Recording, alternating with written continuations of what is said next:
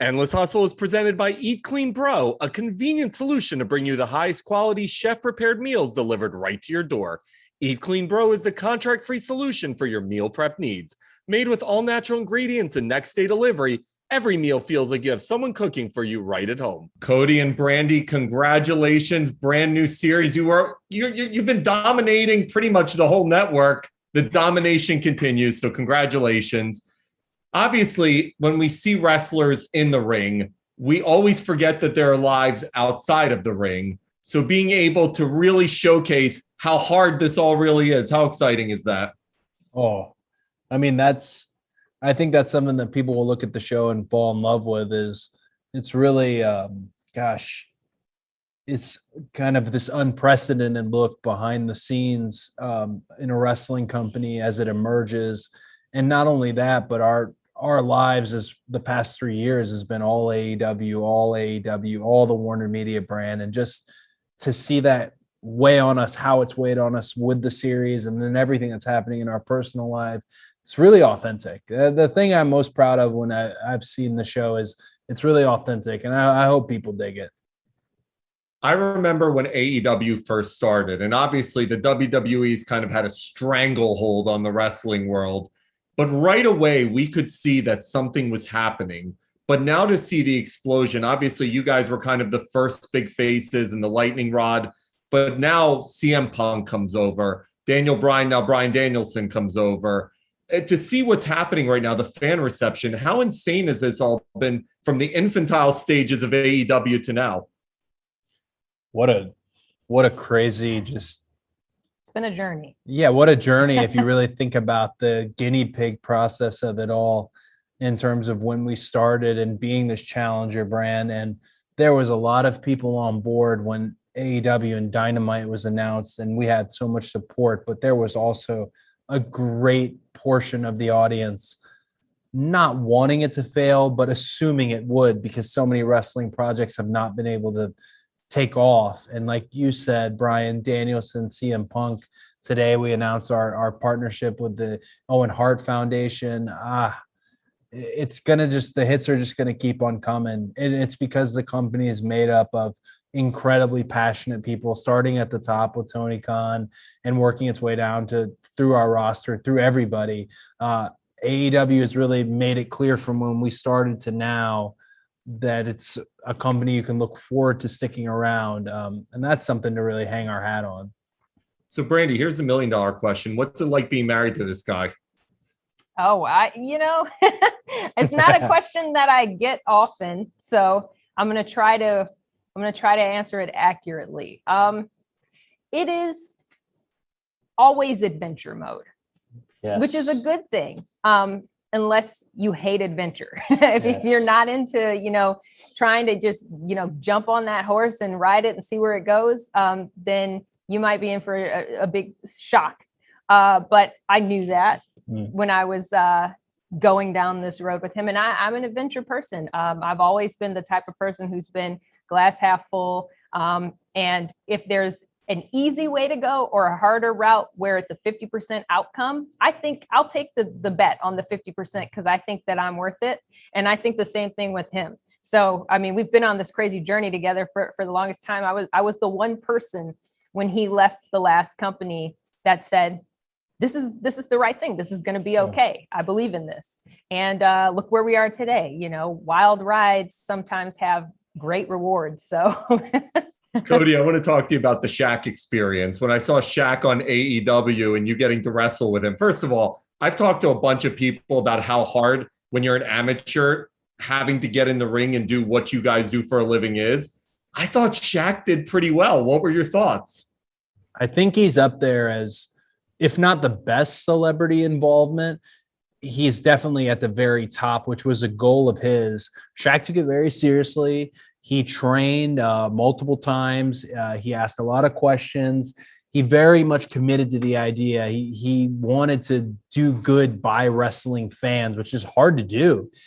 And the scary thing was right before the actual match, he's got Shaq Life on TNT as well, and they're filming him, and he's got so much going on, and all these people wanted to get pictures and that there was so little time to really have any type of discussions. So I feel like the first time I saw him on that day was when he comes out and hits the double bicep behind Jade, and I realized right then he's got it. Because Shaq is just the type of red light personality that has that gene that he's got it. And I really look forward to Shaq returning when and if he's still in that ambulance. He's still in that ambulance. Apparently, I haven't seen him. Yeah, he disappeared. One of the unsolved mysteries of Dynamite. But gosh, I would like to be on his team this time because he did right by wrestling historians and right by wrestlers and just. He did it right. So Shaq, top man. Come back, Shaq. Come back, Shaq. Yes. By the way, I always tell people until you've actually stood next to Shaq, you cannot truly grasp the enormity of how big he is. I've interviewed him throughout the years, and I'm 6'2", and I stand next to him, and I look like a little rag doll. When you actually saw him, and then you're like, "Holy shit, I got to hit this guy!" And like, what's your reaction when you actually like? In real life, have to do something with a man that size? Getting in the ring when it's TV and it's live, I kind of have this like shark in the water type mentality where nothing phases me and I feel really kind of bulletproof. But I will say when he raised his hands to do the chops, I could see his hand is basically swallowing out the biggest spotlight. It was like the sun disappeared behind this frying pan of a hand when he went to do the chops. And I can say he's the hardest chop I've ever got. Is not from another wrestler. It's from Shaq. Brandy's like, thank God I didn't have to do anything with Shaq. Well, on the flip side of everything, that would have been me instead of Red Velvet with Jade. And then, seeing the outcome of that, I was kind of like, well, good thing it was Little Red. Not me. Jade is sit this one out. I'm good. Yeah, Jade's got her own level of strength. So yeah. I want to talk to you guys about CM Punk because that actually felt like a moment. It really felt like a turning moment, both for AEW, but also for wrestling. I mean, I always knew CM Punk was a big deal, and I interviewed him earlier this year for a movie, but I didn't realize the type of true stranglehold he has on his fans and how much people really love him. He's almost like a cultural icon. So when he shows up at AEW to see the reception, you guys were like literally top 10 trending all at the same time. And I'm like, this is fucking nuts. What was the reaction inside of the company when that all was happening? Did it feel like a turning point for you guys as well? I think everyone, because AEW is a wrestling company and really by wrestlers and wrestling fans, I think everyone was actually aware of how significant it was. I had made multiple messages that day to different individuals, just how proud I was of various members of the roster and various members of management, because it was a flashpoint. It really is a flashpoint in wrestling. AEW starting is a wonderful moment. The MGM Grand Double or Nothing, wonderful moment. The first Dynamite, wonderful moment. But you have to continue to make milestones for wrestling fans. You really do. It's about what you've done for me lately. The biggest milestone in wrestling is CM Punk returning after 7 years. And really, I can't speak for him personally, but having fallen out of love with wrestling, to fall back in love with wrestling and know that those fans, that's the thing I always admired about Punk and to a degree was angry about, was these guys were chanting your name for 7 years. The power of that's how loyal those fans were, as you mentioned, and to see them rewarded was touching. They showed that guy crying in the crowd and people really like gravitated towards that. There was thousands, if not millions of people crying at home or just crying inside, because to be able to see somebody come back and be loved and to be able to do it at the level he was doing it, as he's proved with Darby Allin.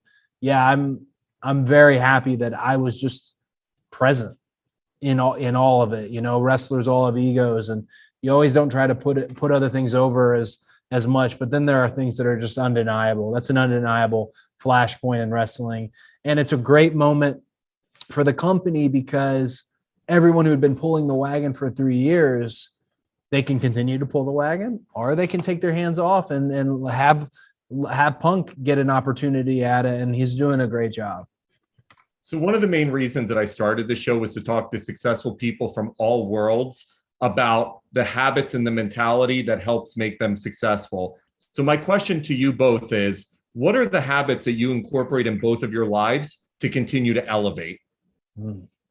I think for me, on the non-wrestling side and in the executive realm as chief brand officer, a big portion of my job is to highlight on others in our partnerships and help elevate through AEW what their missions are, what they're doing, and important areas that we may not be paying attention to. So for instance, our partnership with Culture City is one of my favorite things that we do, because it put a highlight in not just the wrestling business and entertainment in general, on people who do not have the same experience as us at live events and live shows and concerts and wrestling matches. So in doing that, that's what I look for in partnerships, specifically being able to take something that's kind of small and making a little bit of noise and make a lot of noise with it and try to make some sort of difference in our world that hopefully rubs up against other worlds. I would say probably something to help others elevate and to hopefully elevate myself and all of that is you have to, in my opinion, forego your expectations. And what I mean by that is people work really, really hard and then they'll expect something. And what I've noticed about my heroes and people who are at the top of their field is they're working harder and they're not expecting. It's that discouragement that comes from if you say, hey, I ran 3 miles, why don't I look like The Rock? And then you're discouraged and you don't run the 3 miles again. So for me, I have learned every day in the wrestling business and now in this entertainment world, if you think you're working hard, there's somebody out there who's working harder than you. Don't waste your time telling everybody how hard you work. Don't waste your time logging it and expecting something. Believe me, it will come. But I feel like it only comes when you just forego those expectations and let them manifest naturally. My final question is nutrition and fitness habits. How do you guys stay in the shape that you have to stay in while balancing both sides of the coin? Parents in real life versus wrestling. I guess on mine, maybe stay tuned. Nobody really knows what I look like at the moment. I had a baby very, very recently. I have been committed. I've been saying that I'm committed to health and fitness still, that I don't believe that's something that's been personally very important to me my entire life. I started figure skating at 4 years old. I've been an athlete my entire life. I've always said that I don't want something that's dear to me, like health and fitness, to slip in this current stage of my life. And I fully do plan on being a wrestler again. So I guess we'll see. When you see me again, you'll have to let me know if I'm doing okay. When it comes to health and fitness, for me, it's don't take shortcuts. Shortcuts will definitely prove results will come, but not long-term, especially when it comes to growth hormones or steroids or anything like that. If you're a male in an aesthetic based industry, the number one most important thing is your heart and your organ function. And those shortcuts can really cost you later in time. I think health and fitness wise, the number one thing I've learned is give yourself a light at the end of the tunnel. Work very, very hard to get to where you want, and then allow yourself some sort of freedom. Some people do that with a cheat day. Some people do that with a trip they take. Some people go to Disney World and drink all day. I don't know who those people are. We don't know. Some people do that, I hear. Might be us. Give yourself that light at the end of the tunnel, because that excitement on the way is a good excitement. Guys, congratulations. The new show is called Roads to the Top. You guys were a pleasure to chat with. Thanks so much, Brandi and Cody. Thank you very much. Thank you. See you guys. Have a good rest of the day. Yes, Okay, you too. You too.